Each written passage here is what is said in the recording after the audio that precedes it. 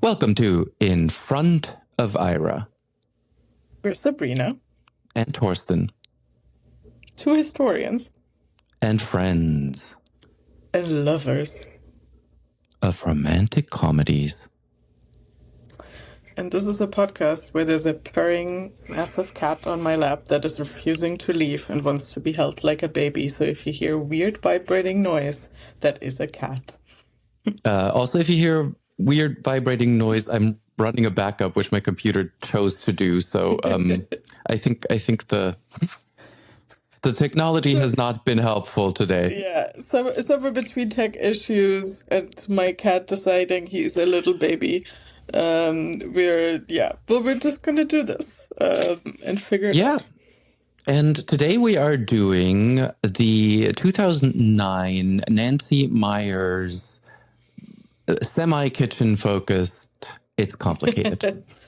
Yes. It's one of those, another one like Something's Gotta Give, where she focuses on, like older people, like 60 plus. It's actually a 60 plus love triangle between Meryl Streep, Alec Baldwin, and Steve Martin.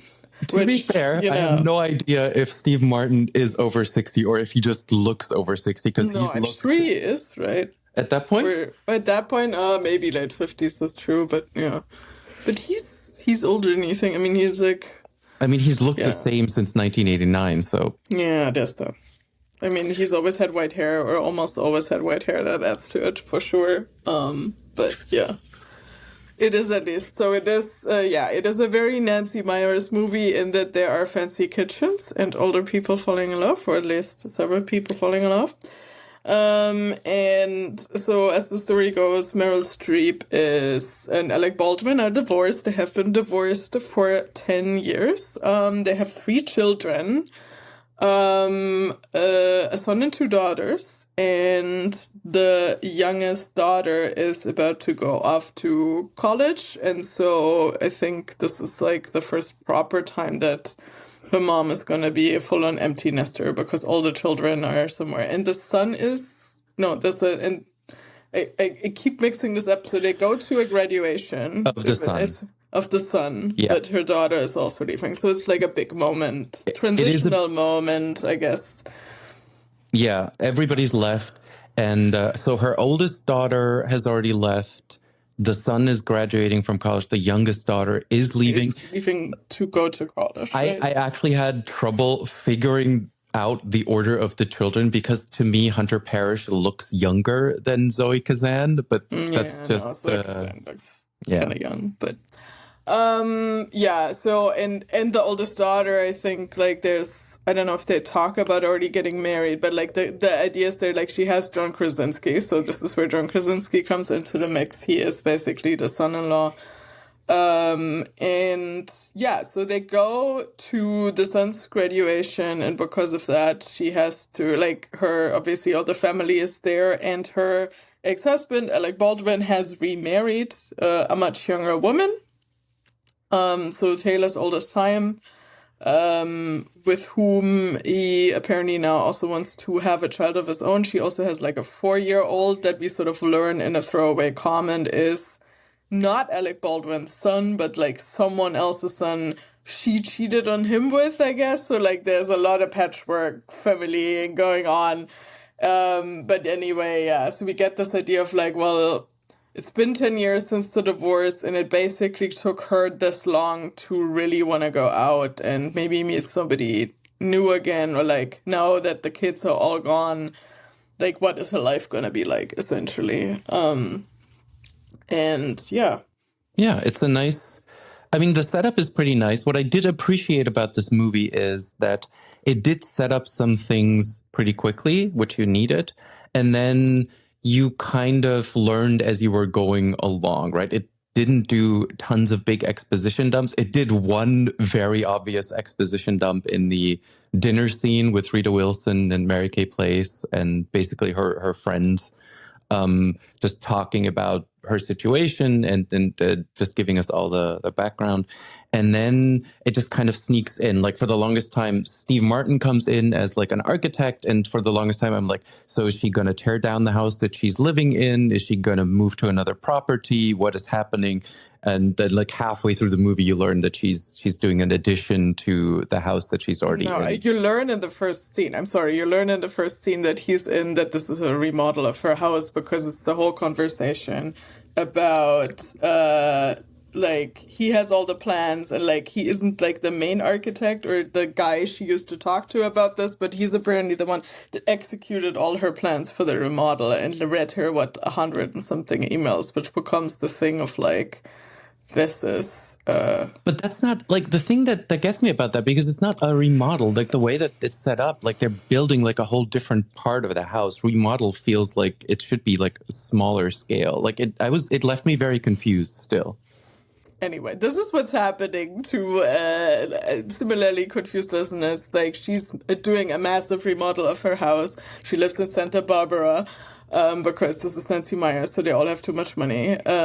She runs her Honestly, this is the thing. She runs her own deli thing in Santa Barbara, which, I mean, sure, if you have like a successful hipster deli place in Santa Barbara, you're probably affluent, but I mean, we also get the idea that obviously like Alec Baldwin is, we don't even know, I think, what he does, but probably some finance dude who always worked. So the cliche of like, he was sort of absentee because he was always working, but we clearly get the idea that he also made a shit ton of money. And then even though they had the divorce they had, I don't think he's not paying her alimony, right? And the kids were still living with her. So I think there is a chunk of the money that is also clearly from him, which is fine. And now this is the thing about Nancy Meyers movies. Like I thought about this yesterday, and like basically every Nancy Meyers movie is, what if the richest person you knew was actually a nice person? because I have such a hard time, like this world in which Meryl Streep moves, like the remodel, it like she sends 47 emails. She obviously isn't worrying about like how much money it costs if she keeps changing her plans. Like money is never a question, except weirdly when she is checking into the New York hotel for the graduation, where she has like the smaller room than Alec Baldwin. That's where money comes up. It never comes up again. It's such a weird, I think this is a world of a person who doesn't understand that other people have no money. Like I think Nancy Meyers at this point is rich enough to not understand that anymore. Yeah, and when she puts it in a movie, it feels weird. I mean, we've talked about this before. Rom-com protagonists most of the time tend to be, especially if they're older, super affluent. So it's part of the escapist fantasy of it all, especially with her, because it's always the fancy houses, the fancy kitchens. And I mean, even like, I mean, Nora Ephron was also super affluent, right? So like their characters also, maybe not to the extent that Nancy Meyers' characters, but like enough to have the Upper West Side apartments and not worrying that much, even when they own very small bookshops. So I think it's part of Although the genre. it's part of the story, right? And You've Got Mail, it's like she's kind of grandfathered in because her mom had that bookstore or whatever. Although even there, you never get the sense that she's actually like fearing for her livelihood in terms of like monetary gain, even though her business is shutting down, right? Anyway, but this is not You've Got Mail, but like it's definitely part of the fantasy of like, we're not supposed to worry about any of this. This is supposed to be nice to look at. The conflict is like interpersonal, and obviously that's also what the genre is, right? So, So yeah, I mean, so the big event is they go to the son's graduation. This is where they're staying at the same hotel. Obviously, like Alec Baldwin, he was supposed to bring his much younger wife, but she gets sick, or like the son gets sick. Her son gets sick, so she's not coming along. So they find themselves staying in the same hotel, and then randomly meet at the bar because they just both flew in, and chat, and like you get the sense that it's probably one of the first times since the divorce that they actually sit down, just the two of them, to actually have some kind of conversation. Obviously, they must be seeing each other a lot, but it's always sort of the cordial. Yeah, she says at some point, when was the last time that we had a meal together, just the two of us? And he's like, no, she says like 1999. So it's like 10 years. Yeah. Yeah. And so, yeah, they drink too much, they flirt, and they end up in bed together. And that's They just drink sort of, so much. Like, that's yeah. such. They're like on their second bottle of wine. So, like, at the end, they've had whatever they have had in addition to having a whole bottle of wine. Yeah. So, yeah. That will make you sleep with your ex-husband, who's now remarried. So anyway, that happens. She's obviously mortified. He thinks it's great, but he obviously never had any moral opposition to cheating in the first place, because that's his whole character. And he also but to a certain degree of what happens then, which is they start an affair, at least for a little bit, is also a wish fulfillment thing, which you can also tell with her friend group that includes everyone who's a actress of the same age and is bit parts and everything all the time. That, you know, of course, like she got cheated on by her husband with this much younger woman, and now he's returned to her and is totally fine with her being actually her age, and it's sort of not revenge per se, but of course it's, you know, it's helping her kind of find her self-confidence again, which was shattered after all of this. So it's a weird kind of full circle. It's kind of like from relatively the beginning on, you know, this isn't where the movie's going, right? The movie isn't going towards her and Alec Baldwin getting back together and like everybody being a happy family. You never get that impression, which Nancy Meyers also talks about in the director's commentary, how that balance was kind of hard to achieve. And I think they achieved it pretty well, because you understand why she sleeps with Alec Baldwin. You also understand that this isn't going to last pretty much from the first third of the movie on.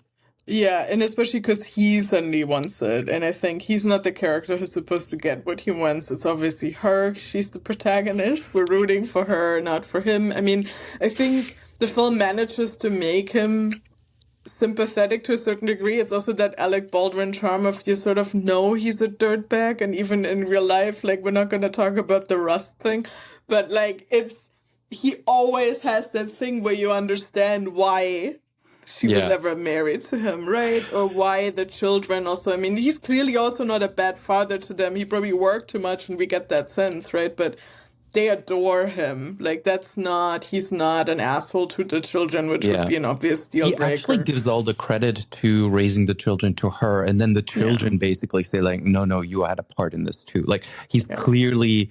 he is. The thing about this is, like, despite the fact that it's such a heightened rich people thing, these people feel like they're actual people, like they could be actual people that you know, which is very, except that there are moments where it really feels like Alec Baldwin is playing the slightly more grounded brother of Jack Donaghy from 30 Rock. Like there is like the barriers are very transparent at parts of this. Yeah, like Jack Donaghy is insane, obviously. So that character is, but yeah, it's sort of that flip side of that character. And yeah, and I mean, you also clearly get the sense he is, and I mean, he says this basically, he's just not happy in the relationship he's currently in, because as it turns out with these things, I don't think the film demonizes age gaps per se. That's not the discussion we're having. It's a trope, obviously, that a much older man finds a much younger woman. But then they run into the issue that a large age gap of like 30 years or whatever, or 20 plus years can create, which is that she has a very young child and she's interested in having another one. And so even though he's biologically capable of fathering one, that would mean by the next time, like, all of his children are now grown up, and what he's going to have an infant now. And the next, she even obviously points it out. So the next time you go to a graduation, you're like dead, basically. No, you're like over 80, you know. And which is the choice of like, is he up for that? Does he want to start over with this again? And then obviously the pressure it creates when you're trying to conceive a child at no matter what age you're at, that is clearly happening. Like, he's being sent to like the sperm donation, like you know, all of that stuff that happens. And it's, I mean, I honestly, like, so by the end of the movie, they do break up as well. And I think that's really also him coming to terms with the fact that this relationship was also not going to work out for these reasons. It's interesting because the movie is clearly focused on Meryl Streep's character Janie as the protagonist, but kind of Alec Baldwin has the kind of character arc of like, you get what you want and then it's not going to work out. Like, it's very interesting because like he in the end has to come to terms with it much more than she does, because she pretty much from the get-go is like, I don't know exactly what's happening here. Yeah. And he really has that fantasy of, I'm going to get back together with her, which gets crushed at the end. Yeah, and I mean, this is when he also has to learn that, you know, it's...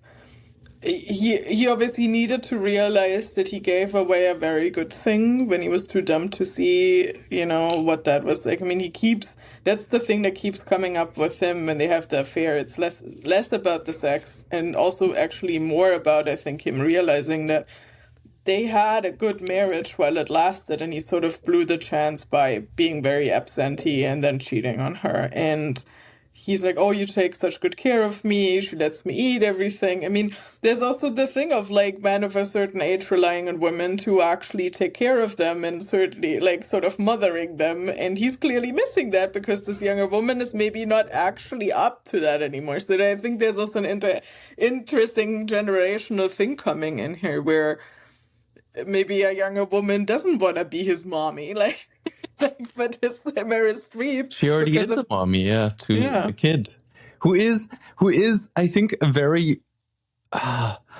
such an annoying kid. Really well played, but one of I think film's top 10 most annoying kids. Like the scene where he accuses Alec Baldwin of showering with his clothes on. Like when he like it's just why are you who does that?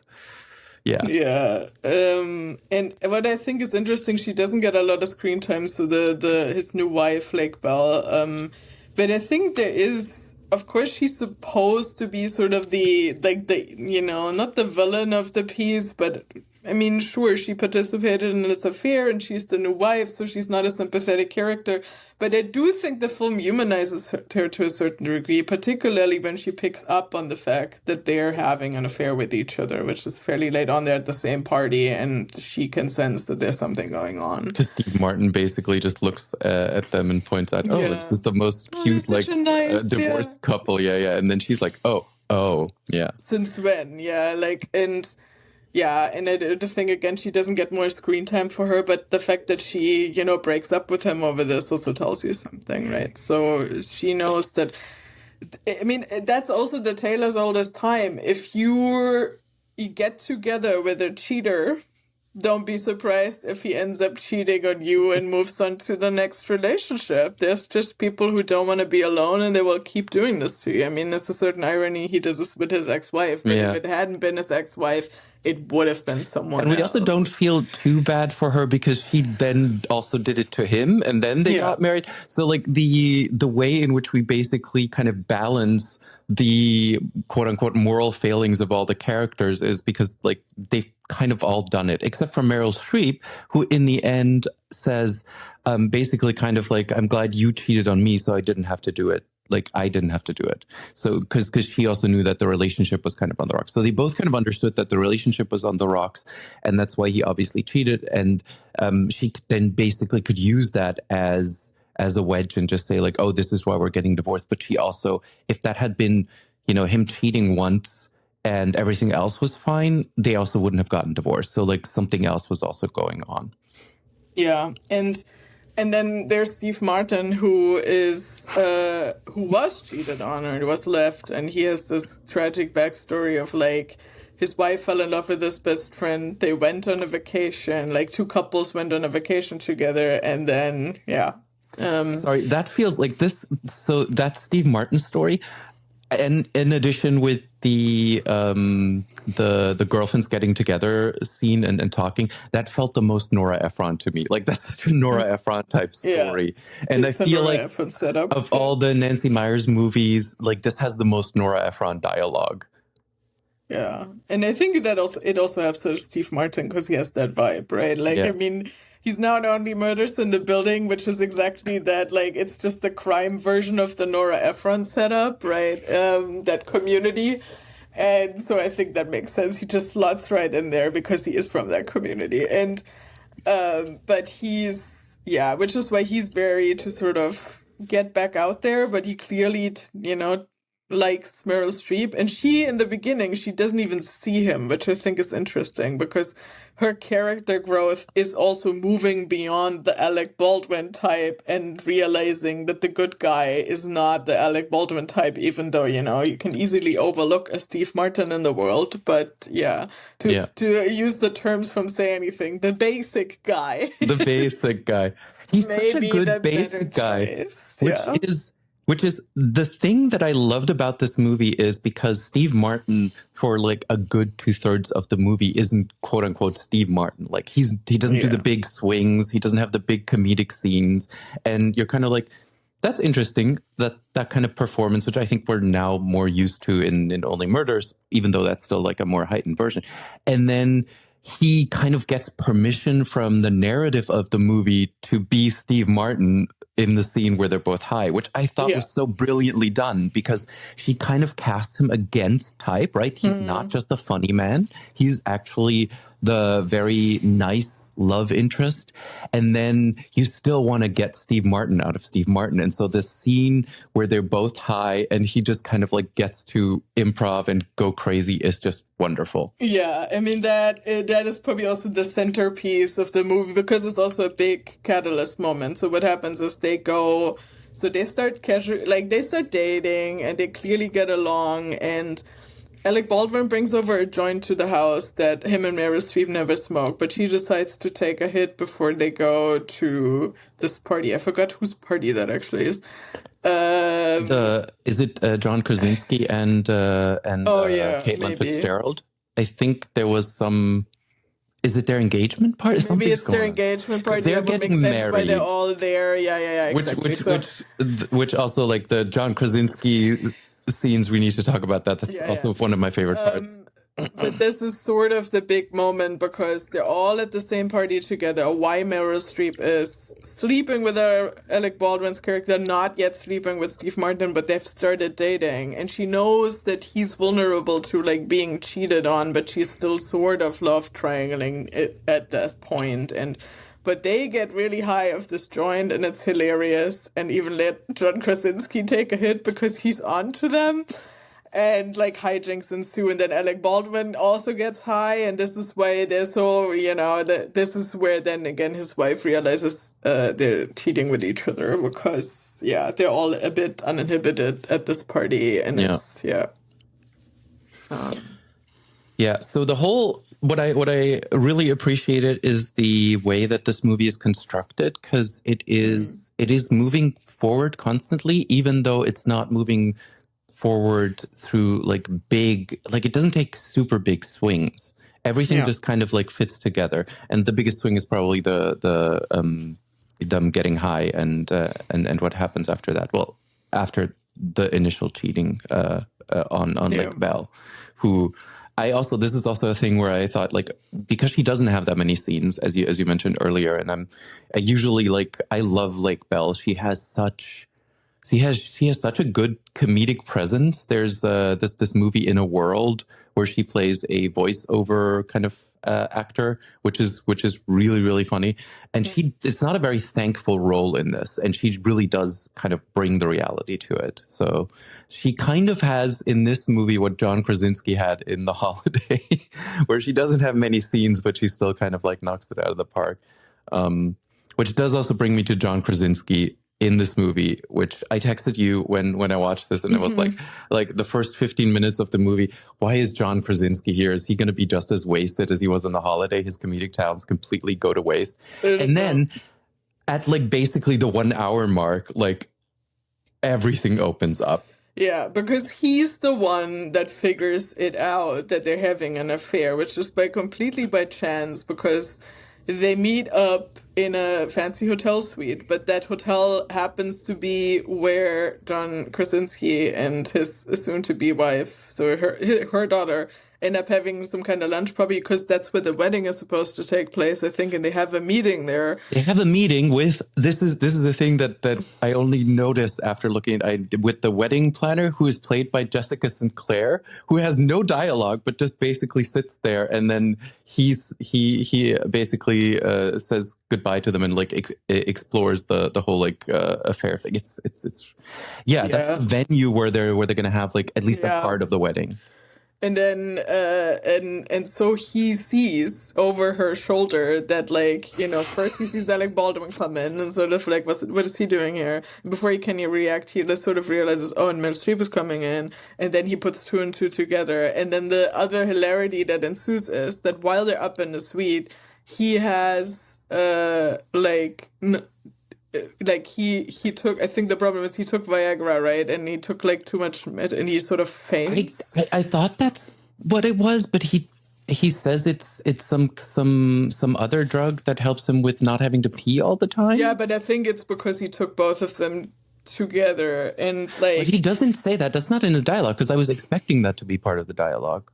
So I don't actually know what it is. Or maybe he's just over 60 and took meds and then was physically active, like, you know, that happens. But anyway, he sort of has a fainting spell. Like, it's not as bad. Like, it could have been a heart attack or whatever. It's not, but they have to call up a doctor. So John Krasinski just only watches, like, all of this in succession, and then obviously ends up being super worried something happened, but can't give it away. Like, he now knows of the affair, but now he's also worried he may die, so he kind of follows this and can't say anything to his fiancée. And it's like, yeah, it's just... That is the whole bit. Also, what happens up in the suite is the most like slapsticky thing as well. It is so good. Yeah, it's so good. Because that's one thing he does. It's one of the meds he doesn't take. There's something about like, I can't take this because it reduces semen production, and it's obviously because he wants to get pregnant with his actual wife, but the doctor assumes his wife is the woman of his age that's in the room, and so Meryl Streep gets to say the immortal line, "I always prefer a lot of semen," and that's the most Meryl Streep delivery on it. It is so, and like thank you, Nancy Meyers, for writing basically a whole movie for Meryl Streep. And in my mind, just to sneak in that sentence, which is the most bonkers thing to have her say, and it is so funny in that context. My god!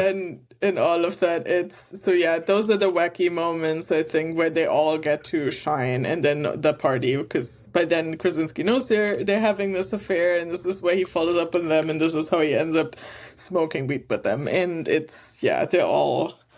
That's the whole thing. The other thing I want to point out that I think is the most Nora Ephron bit is also Steve Martin's character. So that tracks when he's in the car and we learn that he has these self-help tapes to get over his divorce, which is how she finds out he was divorced and like they bond. He's basically Meg Ryan in this, right? Mm-hmm. Like he is kind of the Meg Ryan character with like not quite believing, like being. I mean, then again, Billy Crystal spends most of When Harry Met Sally not being over his divorce.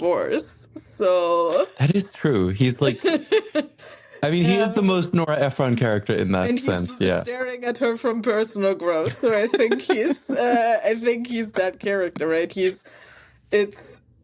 And it seems to present like two versions of how men of a certain age deal with divorce, and they are the reason the divorce happened, and they cheated, and they just move on to the next one, or they're forever heartbroken and have a really hard time being alone. And the commonality obviously is they have a really hard time being alone and actually working through their issues, and there's two ways out of that. It's like stay single and like anxious, or just hop from woman to woman, and ideally younger woman who still fall for their whole deal, like an older woman wouldn't anymore. So I think that is definitely in there, whereas the woman, obviously, she's also, for her, there's more issues of like getting older and dating with getting older, and that's something that obviously Nancy Meyers keeps exploring also with Something's Gotta Did It and Something's Gotta Give, and it's kind of the same themes, right? Because... we also get the scene where Meryl Streep goes to a plastic surgeon to have her eyelids looked at. It's like, and then it's like, oh, we'd have to like do a whole facelift essentially. You'd have headaches for 3 to 6 months. And I mean, I think that's exaggerated, but obviously it's just to illustrate that she's like, A, she wants a change, but B, she's also insecure about like, what do I even have to offer at this age? And I know how men look at me and whatever. Yeah. And yeah. It's also funny because as the IMDb commentary pointed out, and as Nancy Meyers points out in the commentary, Meryl Streep actually like manages to have her eyelid droop in that scene. Like she actually like physically does that. However, then which wow, I mean, well done, Meryl Streep. However, it makes no sense because like since her eyelid doesn't actually droop and it never does again in the movie, basically this was fixed without the surgery that she went in for. So it's maybe this is like explained in the story world that it kind of scared her straight, and I don't know, but yeah. Although, I mean, the doctor says, like, oh, they actually drooped the same amount. You're imagining this. So I think that's also in there of, like, a weird physical thing keeps happening to me. And maybe I'm sort of, exaggerating this. Bodies are weird. And maybe that was just, like, she wakes up and she has that weird thing and then it goes away again. And you think it's just going to be you forever. And then, like, 3 days later, you're back to normal. Yeah. But, yeah, it's obviously externalizing something very internal to her. Yeah. I mean, I think there's, in terms of so Steve Martin finds out the worst way that they're having this affair, which is like he's on a video call with her, but Alec Baldwin is staying at their house because he just, like, his wife just left him and he's miserable. He left her, he broke, or like, either way, he presents it. She figures it out, I think, and then they both break up. But like he presents it, they break up. Like he says he left her, well, whatever we trust Alec Baldwin to say in this, right? Like, Bale figured it out. They had a fight. They broke up. Like, it's... And so he's obviously trying to think this is not the moment where he can, rekindle this once and for all, and then is naked on the bed and covers his crotch area with the laptop, not realizing there's an ongoing video call. Yeah. So Steve Martin walks in and having a close-up of Alec Baldwin's crotch, and this is like the worst way to find out. It's pretty funny. It's just like and I know it's slapstick all the way through. I just thought like, the first thing I would do if I was going to lay down naked on a bed with a laptop would be to close the laptop. That's the very first thing I would do. He's intentionally like covering himself. Right, but that also makes no sense because he's presenting himself to Meryl Streep, and he just wants to cover up that area. That makes no sense. So like it's funny, obviously, but like in terms of the reality of it, we're gonna have to take a leap of faith here. It's stupid, but his position is clearly like, and we talked about how I Met Your Mother would say anything because of the Doppler drama thing. But like this is also around the time that I think like How I Met Your Mother did a whole episode called The Naked Man. The Naked Man, yeah. Where the theory is that if the Hail Mary move is you can just lie naked on a bed and then a woman might sleep with you because it's like Do you think they got it from this movie? I mean, I think How I Met Your Mother by then, when did that start? When is this? 2009? 2009? And how long did I think it ran longer than 2009. Yeah, I don't know anymore. But like in any case, I mean, he's clearly also just lying there like Burt Reynolds, which is the whole thing in How I Met Your Mother too. But it's clearly the thinking he's being irresistible, which they actually discussed. She's like, what were you thinking? Why were you doing this? And he's like, he thought this was going to work. And this is exactly, it fits his character so perfectly. So. There was another scene when after they have sex for the second time, when he gets up and puts clothes back on and kind of like slaps his belly.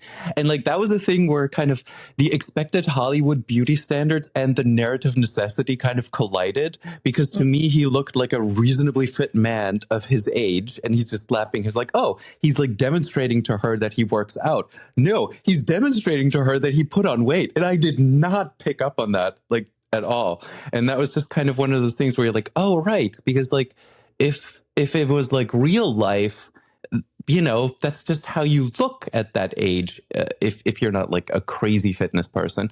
And in this story world, it means that he's been putting on a little bit of weight, and that's just kind of weird.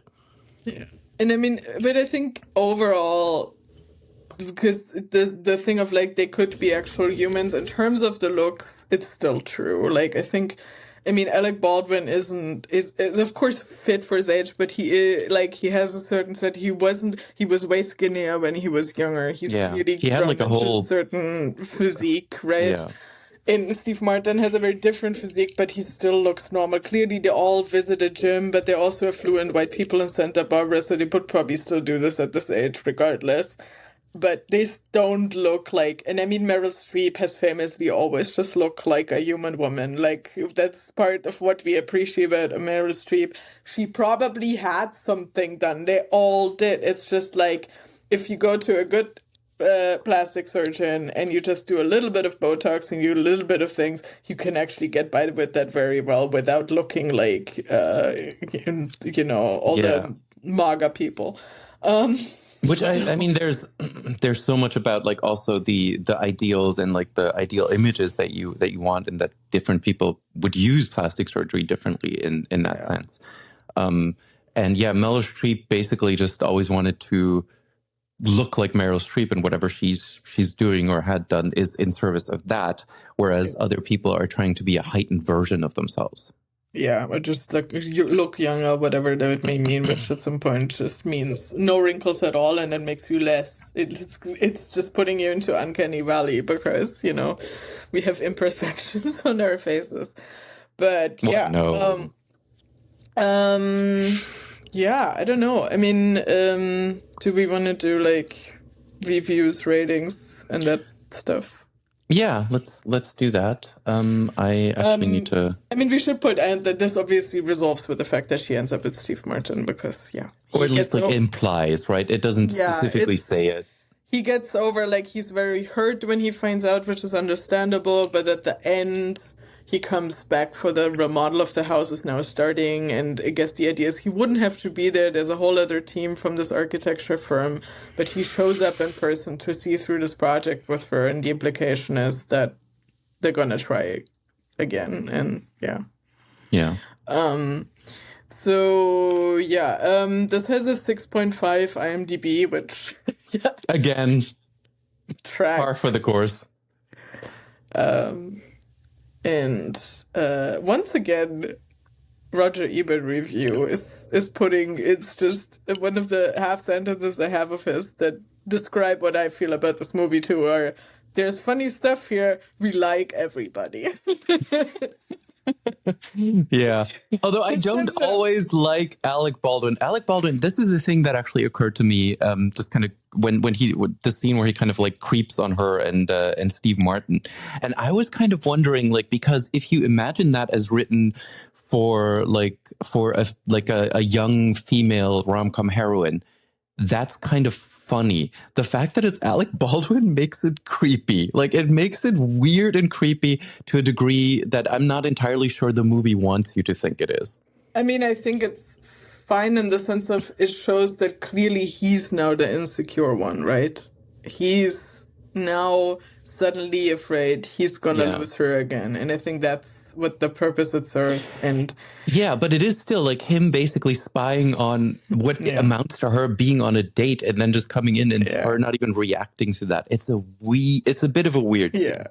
I mean, the part of the important thing about Alec Baldwin's character is that of course there are things that are supposed to make him unlikable, but because he's Alec Baldwin, he has so much charm with it that I think that's the point. Like, we like the performance he gives, and that is more the point than the character is always likable. Like, we enjoy watching Alec Baldwin do this. This is when I was watching this, and I was watching it with Carrie, and she basically went in that same direction. Went like, is there anybody else who could play like that rogue like kind of character like Alec Baldwin does? Like, is there anybody we could have cast instead of him?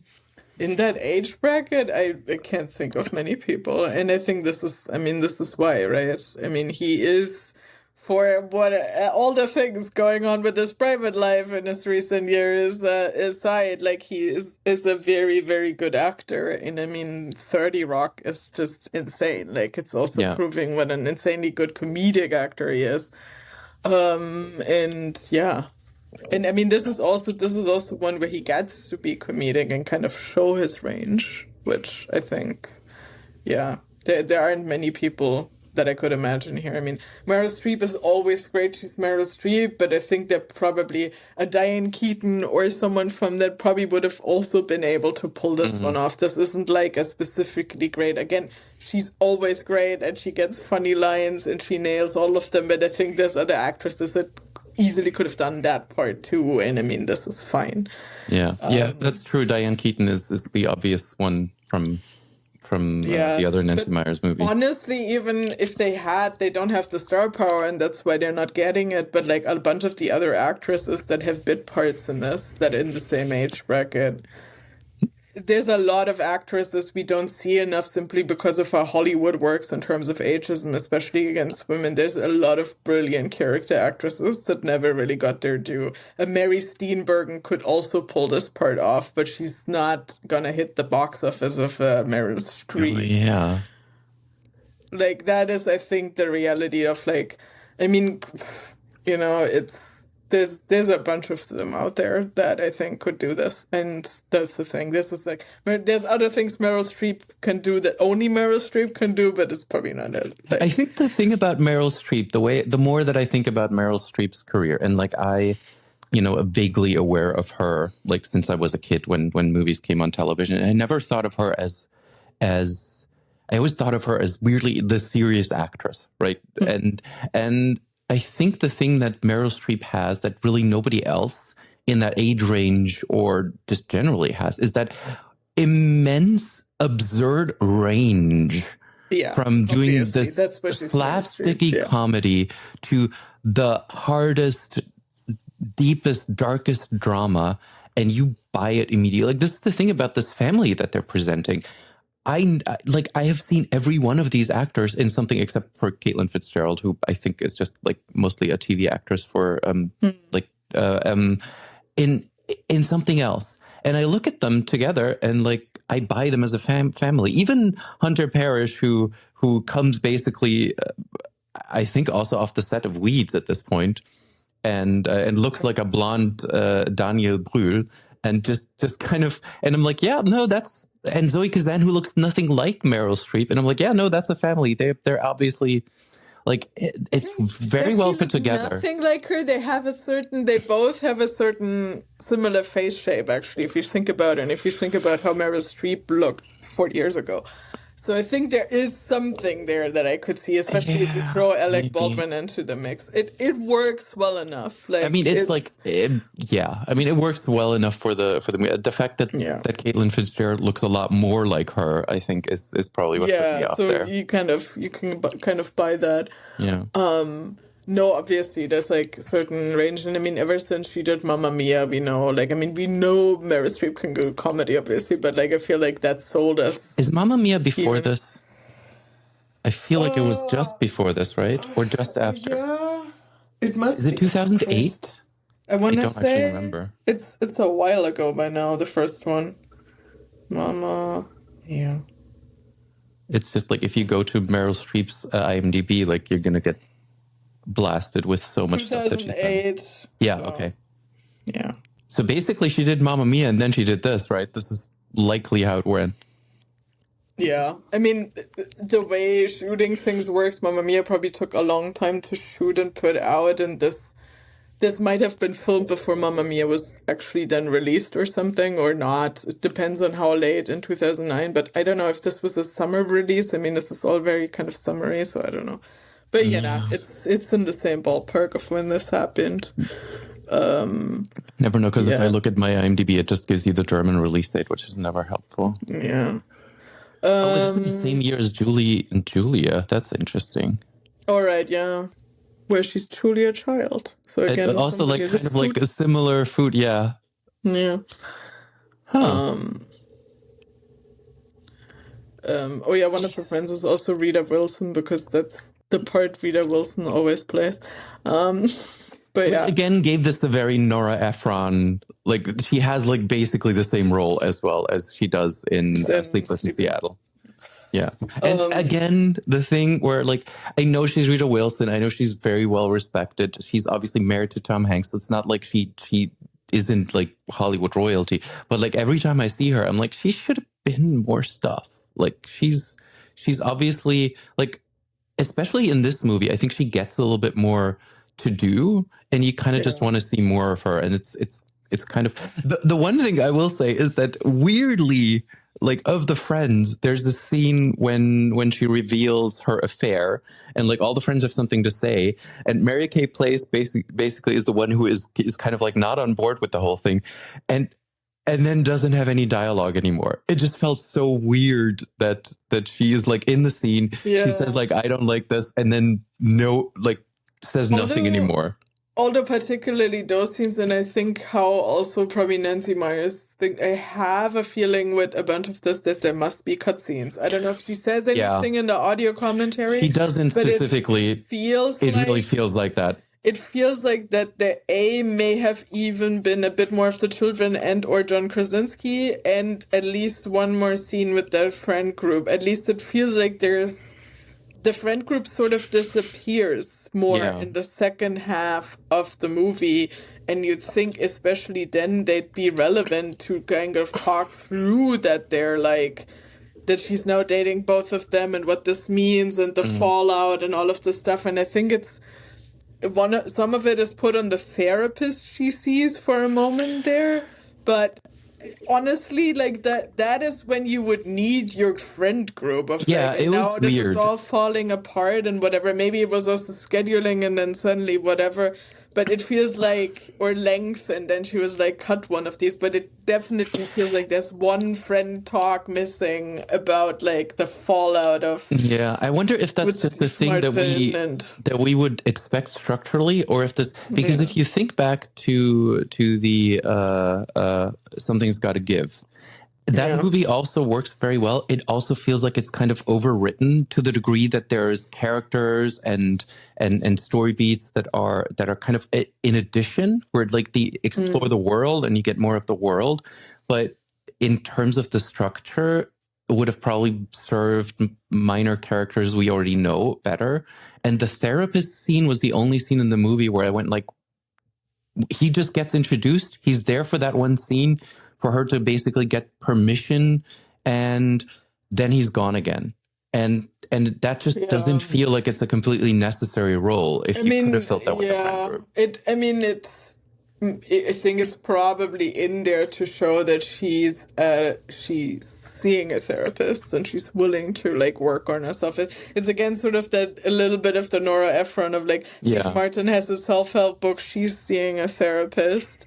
We try to get the idea that these two are people who are willing to work on themselves and work through their issues from their past relationships, whereas Alec Baldwin clearly isn't, because he's just in a forever feedback loop of like going back to his old wife. He's Ben Affleck. Like, he's just like going from one Jennifer to the other and then is surprised when it doesn't work out the second time. Yeah. Like, yeah. Anyway. So the tagline for this, and I really like it, is "Divorced with Benefits." That's pretty good. Yeah. This is the first one I had real trouble coming up with a fake tagline. Yeah. Like, I don't know, like how do you describe this movie to people? I mean, "Divorced with Benefits." Yeah, "Divorced with Benefits" really sums it up. Yeah. I'm really blanking. Like, I thought about this, and usually like they come to me almost like out of the blue, right? We talk about it and like I think of new ones. This one I just can't come up with anything. You answered my 47 emails. I don't know. Yeah. Be with the guy who's willing to answer your 47 emails. That's and good. Understand what you're saying in them, because we get the idea that Alec Baldwin isn't the person who would ever be able to do that. Yeah. From the man in the house to the architect. I don't know. It's but also that's not really the movie, right? The movie is her self-exploration and then being ready for a relationship with Steve Martin. It's really not about the relationship with Steve Martin. Building a house is not building a home. Yeah. But what does that mean in context? Because like all the kids have left. Yeah, I mean, I think it's like she's building a house for herself, but to make it a home for herself, she needs to like fully find herself again. And that includes maybe dating someone else. And I think it's tied to her only finding self-actualization when she's in another relationship again. It's more that she's in an emotionally available place where she can let herself be in a relationship again. And Steve Martin to a certain degree too, because he immediately bails once it gets a bit more complicated. I mean, yes, that's triggering to him, but he also gets over it, right? He could have just walked away and never given us a chance again, even though he kind of rationally knows she didn't necessarily do anything wrong, because they probably weren't like, you know, exclusive yet or whatever. They were in early stages of dating. And I think he came around to that and was like, no, I still like her and she apologized to me and maybe then I can just simply move on. And clearly she was in a weird, complicated And that thing. feels real again. Like that feels like not exactly. necessarily a movie storyline. That feels like a real life storyline. Yeah, and I think that's why it works. As Roger Ebert said, like there's funny stuff here. We like everybody, but also we like everybody because they feel like real people, and that's why you can spend like 2 hours with this movie and never get bored. And it's probably not the best movie you've ever seen or one that you will think about again in 30 years. But like I've seen this often enough, and it's just a pleasant watch because it also has all the Nancy Meyers ingredients of the nice locations and the score actually I think is really good. Like it's a score. But Hans Zimmer collaborated, collaborated with like a lot of Latin guitar in it and stuff, and it just has that, like, it has a really good pace. Like you never like feel like it's stalling or whatever. Like you're just gonna have a nice time. Yeah, it's a 2-hour movie, right? This is a 2-hour movie that never feels like it's too long. It doesn't feel like it's too short. It feels like it's length, but it feels like well paced. It's a movie where you turn it on and you feel confident that Nancy Meyers knows what she's doing enough so you won't be bored in the middle. And it just, because like it gives you kind of like the introduction to her character. There's enough funny stuff there. It gives you the affair, like that's kind of like the first like turning point. So there's enough stuff there. It gives you the discovery of the affair really like in the middle of the movie where there's a lot of funny stuff with it. Then the Steve Martin relationship and the party. And then the fun, like it's really like in terms of structure, it's really well done. The thing that I appreciated about the Nancy Meyers director's commentary, which I listened to this morning after watching the movie last night, is that she is a fan of director's commentaries, and I like that she learned something from the director's commentary. Sometimes, like she mentions the director's commentary of The Graduate, which is also kind of like a age gap affair thing where that kind of like comes into play. And she mentions the director's commentary from Something's Gotta Give and basically taking cues from Jack Nicholson. And I just appreciate that she does that. And I kind of, this is me just kind of like at my most Oswald Spengler, like the where's the world going? Why are we not doing director's commentaries like anymore to that degree? They're the greatest thing. They're trying to phase out physical media, and that apparently disappeared all of really, the budget really stupid for these extras. They're so good. Like, I mean, I still like to buy everything on physical media. I, for instance, bought when they put out Ted Lasso on Blu-ray because I was so thrilled Apple was willing to put any of its streaming content out on Blu-ray. And it has 0 bonus material. Oh, no. And it's like, we know because people have talked about it. And of course, in a show like this, there's insane amount of like blooper reel stuff, and that would be a show where it would die to have like directors, actors, writers commentary. And I mean, a lot of times those are overlapping categories in the show anyway, which makes it all the more interesting. And like I would actually, this is one of the shows where I would sit down and watch every episode with commentary, and I would watch the blooper reel, and I would watch I mean, Apple put out for that one because it's their big thing, like a bit of like a featurette for behind the scenes when it they do ended, that. but like very, very, like it's like a 10, 12-minute thing for like a 3-season arc. And it's like, we know the footage is there, and these are people who are interested talking about their craft. Like, just why not put this shit out? It's really unfortunate. And I think part of it is the rise of podcasts and all these like actors also doing kind of like rewatch podcasts, and like the studio's probably just feeling like, well, somebody's gonna put out that content without us having to do anything. But it's not the same, right? It's not the same to have somebody talk about it and then you having to have seen the episode before versus you watching the episode and then commenting on specific scenes, right?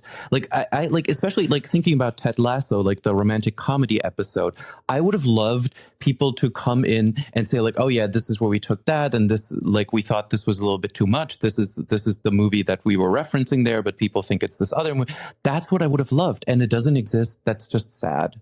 Exactly. And like in some cases there might have been an interview published somewhere in writing, but like it's just not. No. Or again, like they were put on a podcast. Like, I mean, again, I keep referencing this, but the one podcast I do actually listen to that isn't our own is the Films to Be Buried With. And they're so good because they sort of feel like that kind of directors, writers commentary quite often, because it's like really deep dives of people, like an industry person interviewing another industry person about the things they've done, and also not just the things they've done, but the things they like, crucially. Like, they talk about the craft and the things they like, and that usually leads to a discussion of things they've done and how that goes together, right? And like, for instance, Jason Sudeikis was on it, and then they talk about what were the influences for a thing like Ted Lasso, and it explains everything. People have to go, like, and the problem with that is like, I have not listened to this podcast. You haven't listened to tons of other podcasts that I listen to, which are also about the craft and about people talking about this. We can't all listen to all of the podcasts. Exactly, and this is why it would be fucking nice to put this comment stuff out again. I think because there was a way to do this, which I remember. I don't have the. I need to get those Blu-rays at some point. The Battlestar Galactica thing, I think at some point had Ron Moore doing a podcast for every episode, and then like director's commentary essentially, and then them putting that on the DVDs when they released them. And that's kind of a way where you're like, well, if you're doing that anyway, but that feels like a way you could do this without having to, you know, like call people into like a studio and paying them extra. But it's just sad because it doesn't cost you that much extra to produce like an audio track and just put it on a DVD or know streaming. That in some cases, when it was still sort of the industry of like, we're filming one season while we're putting together Blu-rays for the old season, or like the discs.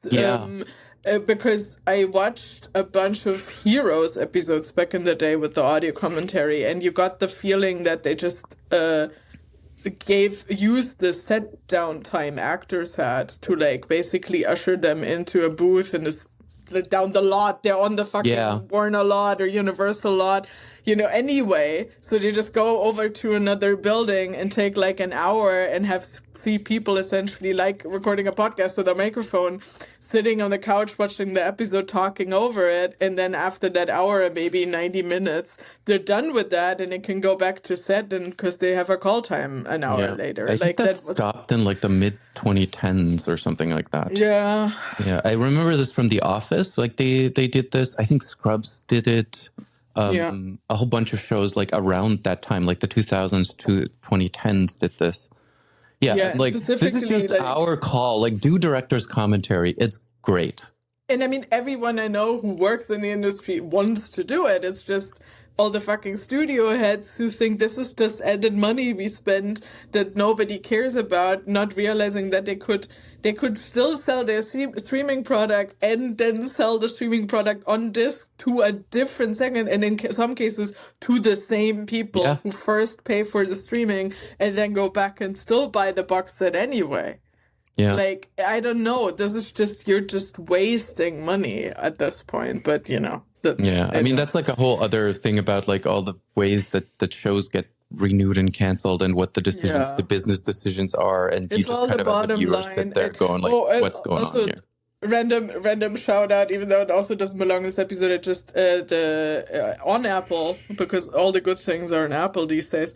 The Studio that Seth Rogen and Evan Goldberg are doing. I need to watch that. The first 2 episodes of that just dropped as we're recording this, like last Wednesday, and it's so good because it is once again industry people making a thing about the industry while also like using all the filmmaking techniques at their disposal. And it's so telling that they're doing this on TV, on like a streaming service like Apple that's apparently also willing to put a lot of money towards their production.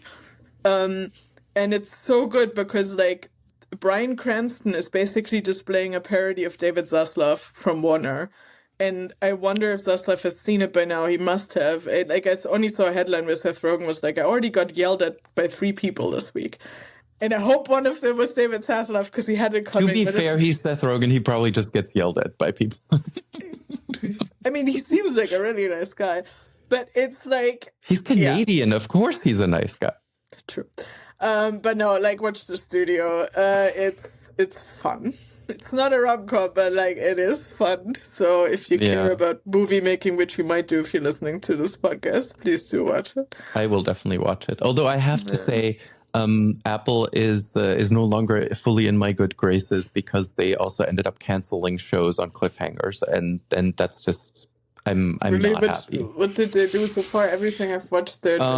There's the one, the Big Door Prize, which is with Chris O'Dowd, who's on the IT Crowd, and it has so many good actors that you don't. Justine Lupe from Nobody Wants This is in it. Apple doesn't promote anything, so I only ever find about Apple things when people tell me about it. I am so annoyed, and it ends on a cliffhanger, and I'm just like, you could have made one more episode, but no, they don't do that. And I think Sunny, which is the who's in this famous person whose name escapes me, also got canceled on the cliffhanger. So they're doing that now, which they didn't used to do. This used to be the one place you could come for things to actually wrap up. So we're losing recipes. We're losing recipes. But we were a society once. Anyway, also, if you want to have a good time, if you've never seen this, just watch It's Complicated. I don't know where it's currently streaming or not, but it should be easy enough to buy as well. And also, you can spend $3 on like an old disc and also get the commentary from Nancy Meyers or whatever. And honestly, totally at that worth point, it. That's worth it if you still have any way to watch this, which we hope you do. And it's better than paying the same amount to just have a download of it or not even own a download of it. Absolutely. So, Also, since I just found out you could do, like, if you put like super simple tech stuff, if you just get an external DVD drive and use it on your computer, you can watch the director's commentary at 1.5 speed, which is how I managed to watch all of it in time for this podcast. I simply didn't have time, but this is a good call. Anyway. It's a fun movie. It's complicated. It is complicated. Steve Martin will forever have my heart as because he just really pulls this off so well.